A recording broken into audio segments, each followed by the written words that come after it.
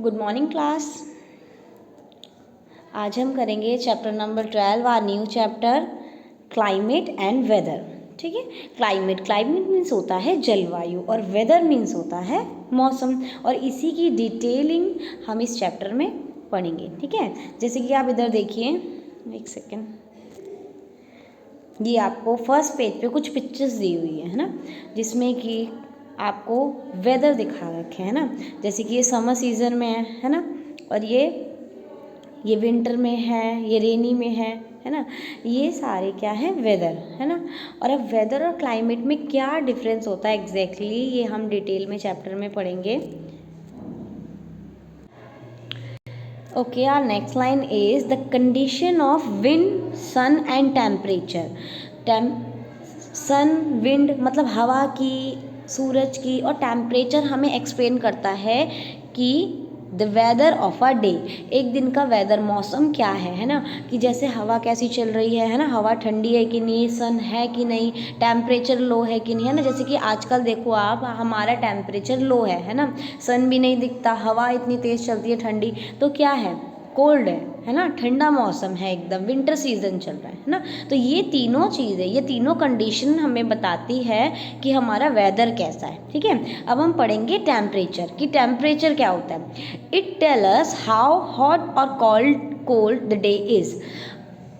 Temperature हमें बताता है ना, जैसे कि अब हमारा 16 डिग्री सेल्सियस, 10 डिग्री सेल्सियस है ना, जो टेम्परेचर है वो कितना चल रहा है, हमारा इतना लो चल रहा है कि इतनी ठंड लगती है ना। तो जो हमारा टेम्परेचर हॉट है या कोल्ड, हमें टेम्परेचर ही बताता है कि आज हॉट है या कोल्ड है। ठीक है।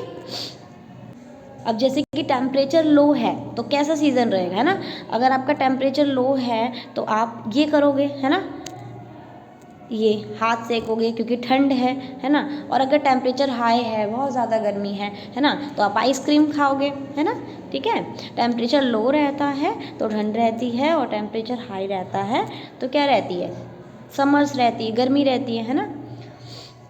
अब आगे हम पढ़ेंगे विंड स्पीड। ठीक है। हवा की जो स्पीड है, अब हमें वो क्या बताती है, it tell us weather the day is windy और स्टिल। ठीक है। अब हमें ये बताती है कि जो आज का मौसम है वो विंडी है, मतलब तूफ़ानी सा है, या स्थिर है, एकदम शांत है, स्टिल है ना। अगर हवा ज़ोर से चल रही है ना, तो कैसा मौसम रहेगा, एकदम तूफ़ानी विंडी सा, हवा बहुत तेज़ लगेगी हमें, ऐसा है ना।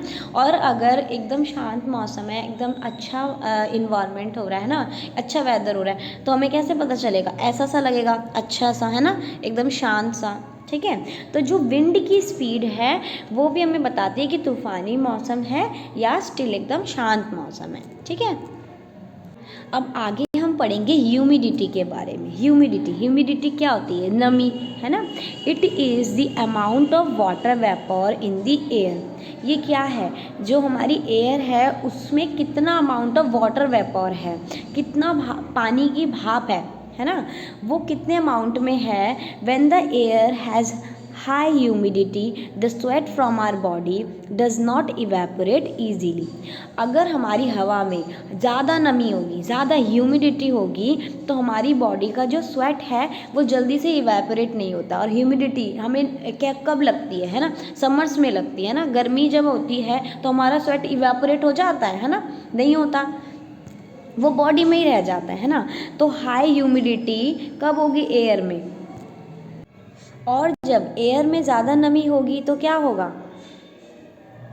हमारी बॉडी में जो स्वेट होता है, स्वेट मीन्स होता है पसीना, है ना, वो जल्दी से इवेपोरेट नहीं हो पाएगा, है ना, इजीली इवेपोरेट नहीं होता गर्मी में, है ना, हमारा पसीना जो स्वेट रहता है ना, जिससे कि हम पूरे दिन स्टिकी सा महसूस करेंगे, चिपचिपा सा, है ना। Very high humidity brings rainfall. और जब ज़्यादा ही ह्यूमिडिटी हो जाती है ना, गम सा एकदम हो जाता है पूरे दिन, तो क्या होता है, वो हमें बताता है कि जैसे कि रेनफॉल आने वाली है ना। जिस दिन बिल्कुल ही बहुत ज़्यादा ही ह्यूमिडिटी होती है तो हमारे पेरेंट्स कहते हैं ना कि आज तो बारिश आएगी, क्योंकि आज तो बिल्कुल भी हवा नहीं है और बहुत ही ज़्यादा ह्यूमिडिटी है ना। All this detail are recorded by the weatherman. और ये सारी डिटेल कौन रिकॉर्ड करते हैं? वेदरमैन रिकॉर्ड करते हैं, ठीक है। Who studies the picture shown by the satellite outside the earth and forecast the weather for the next day. और ये सारी जो पिक्चर होती है ना, who study the picture shown by satellite, और जो सैटेलाइट के थ्रू जो हमें पिक्चर उनको दिखती है, उन पिक्चर को वो देखते हैं, उससे वो स्टडी करके अच्छे से नेक्स्ट डे का वेदर जो है वो फॉरकास्ट करते हैं ना, अंदाज़ा लगाते हैं कि नेक्स्ट डे का वेदर क्या होगा, ठीक है। अब हम पढ़ेंगे क्लाइमेट। अब क्लाइमेट क्या होता है? जलवायु। It include the general weather conditions of a place over a period of time. एक पीरियड ऑफ टाइम के लिए जो वेदर कंडीशन रहती है, जनरल वेदर कंडीशन रहती है, उसको बोलते हैं हम क्लाइमेट, ठीक है। The weather in north India in the winter month is cold, it is hot during the summer months. हमारा जो नॉर्थ इंडिया है, हम जहाँ रह रहे हैं बेटा वो भी नॉर्थ है ना, जो नॉर्थ इंडिया है वहाँ पर विंटर में क्या रहता है? कोल्ड, और समर्स में, गर्मियों में कैसा रहते हैं मंथ्स? हॉट, है ना। It is wet and humid in the monsoon month of June, July and August. और ये जो 3 मंथ्स रहते हैं, जून, जुलाई और अगस्त के, ये कौन से मंथ रहते हैं? मानसून के, है ना। इसमें जो है वेट रहता है, ह्यूमिड रहता है ना, थोड़ी नमी रहती है ना, थोड़ा गीलापन रहता है क्योंकि बारिश होती है ना।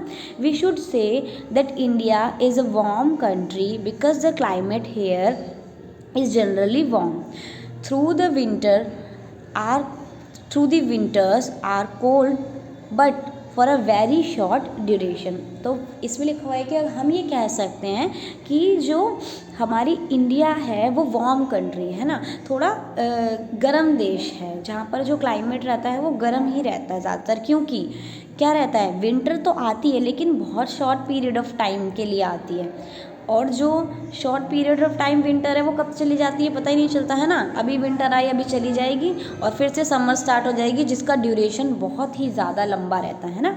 इसीलिए इंडिया को वार्म कंट्री कहते हैं। और यहाँ पर आपको कुछ सीज़न दिखाए हुए हैं, है ना। अब ये क्या है? सीज़न आपको देख के पता चल रहा है भाई, स्वेटर्स और कैप पहनी है, विंटर है ना। आइसक्रीम खा रहे हैं, ऑफकोर्स समर होगी, और बारिश आ रही है तो रेनी है।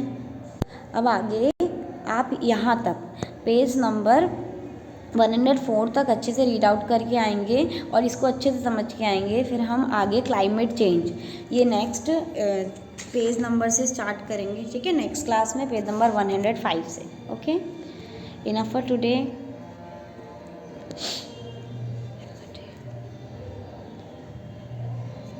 Have a good day everyone.